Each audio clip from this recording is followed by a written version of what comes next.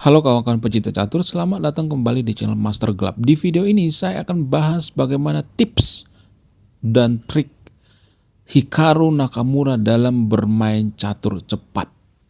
Jadi ini berdasarkan data dan fakta ya. Ini bukan saya karang-karang sendiri, tapi saya ngambil data dari DeepSeek ya. Ada beberapa rahasia yang jarang dibongkar. Kenapa Hikaru Nakamura bisa jago dalam bermain catur cepat? Bahkan Hikaru dijuluki sebagai raja catur cepat. Salah satu raja catur cepat di dunia persilatan. Wow, gila banget. Apa rahasianya? Langsung saja kita ke pembahasannya. Rahasia yang pertama, kuasai dasar dengan sempurna seperti pola, taktik umum. Jadi kita harus menghafal motif taktis dasar seperti garpuan, pin, skak ganda hingga jadi refleks ya. Jadi bukan Magnus. Jadi Hikaru mengandalkan intuisi berbasis pola. Ya. Dia sudah mengandalkan intuisi berbasis pola. Contoh misalnya, kita langsung ke contoh ya.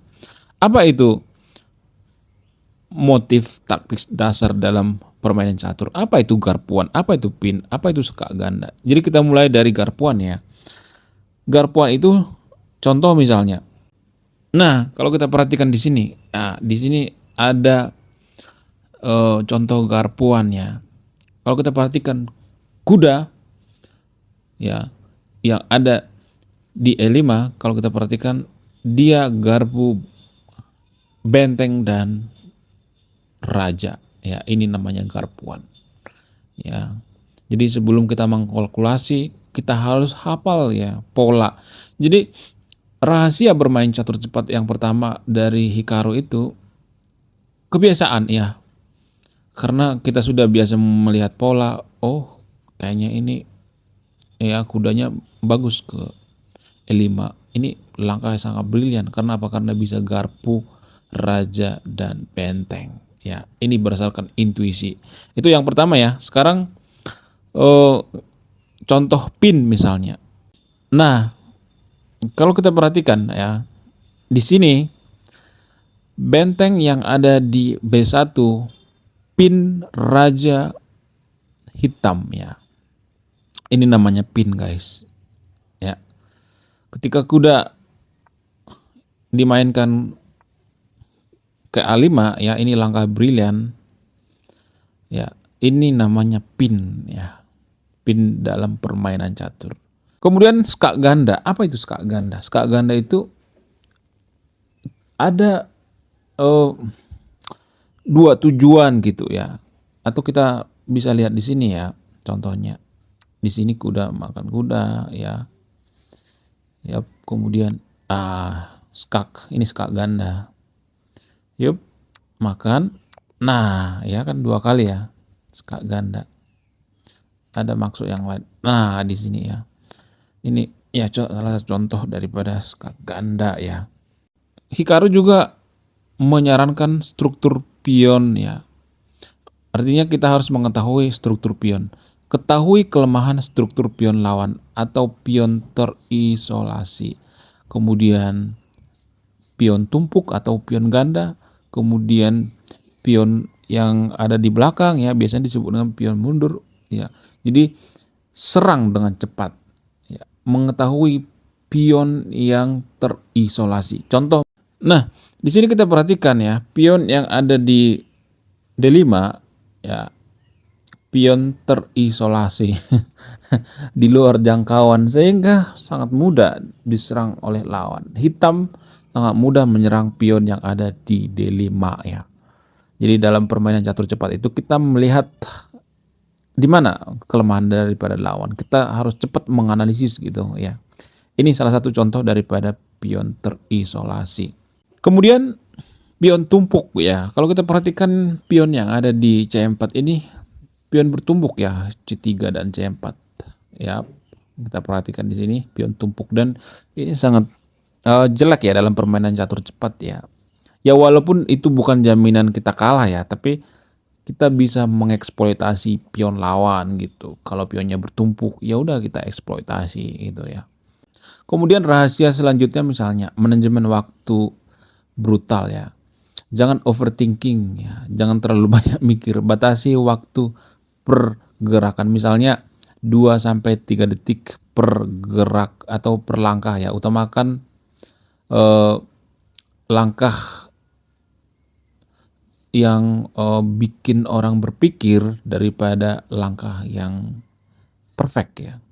Jadi dalam permainan catur cepat itu para grandmaster itu lebih mengutamakan langkah yang bikin lawan berpikir daripada langkah yang perfect.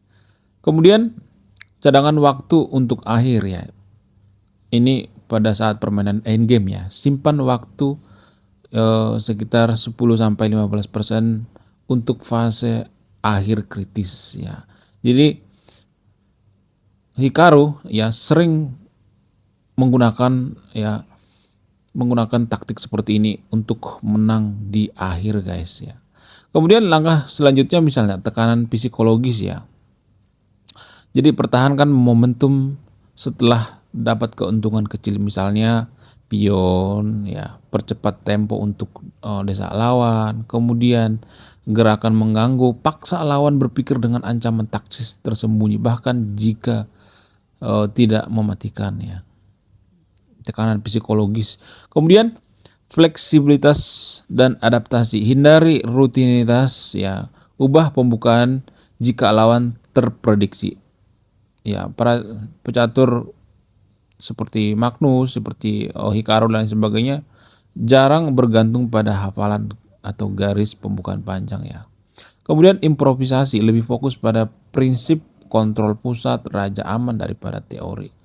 Kemudian latihan spesifik ya, misalnya menggunakan puzzle taktik cepat, selesaikan 50 puzzle per hari dengan batas waktu minimal 3 detik per puzzle ya. Kemudian analisis minimalis ya, setelah game identifikasi satu kesalahan kritis saja, tidak perlu analisis mendalam ya. Kalau kita kalah, di mana kekalahan kita ya? Ya bisa digunakan seperti chess.com, Lichess dan sebagainya ya. Kalau kita misalnya main catur online itu ya, itu cara yang tepat untuk menganalisis pertandingan ya, menganalisis game kita, karena di situ ada fitur untuk menganalisis. Kemudian pola pikir ya, ada semacam pola pikir comfort in chaos. Berlatihlah di posisi kompleks sampai merasa ya nyaman ya. Magnus ataupun Hikaru sering unggul dalam kekacauannya. Fokus pada lawan, kemudian amati kebiasaan lawan ya. Misalnya lemah dalam akhir benteng, misalnya paksa pertukaran ratu ya. Kemudian ya ada semacam filosofi gitu atau kata kunci dalam permainan catur cepat. Apa itu? Dalam catur cepat, keputusan cepat yang konsisten lebih baik daripada keputusan sempurna yang terlambat ya. Jadi di catur cepat itu keputusan cepat yang konsisten lebih baik daripada keputusan yang sempurna yang terlambat. Artinya gini, daripada kita memikirkan langkah yang sempurna, lebih baik kita menjalankan langkah yang lebih baik ya. Maksudnya ya, ini langkah yang bagus gitu daripada sempurna tapi waktunya kritis gitu. Jadi di catur cepat itu kelemahan pecatur itu biasanya kontrol waktu ya, kontrol waktu yang sangat buruk. Dan saya juga ya, kalau saya main catur cepat itu saya juga sering kewalahan dalam kontrol waktu. Oke ya, sekian video ini, terima kasih sudah menyimak dan memahami. Ini bukan kata saya loh ya, tapi kata Hikaru dan Magnus Carlsen ya. Jadi kita bisa belajar dari mereka ya. Oke, selamat mencoba. Bye bye.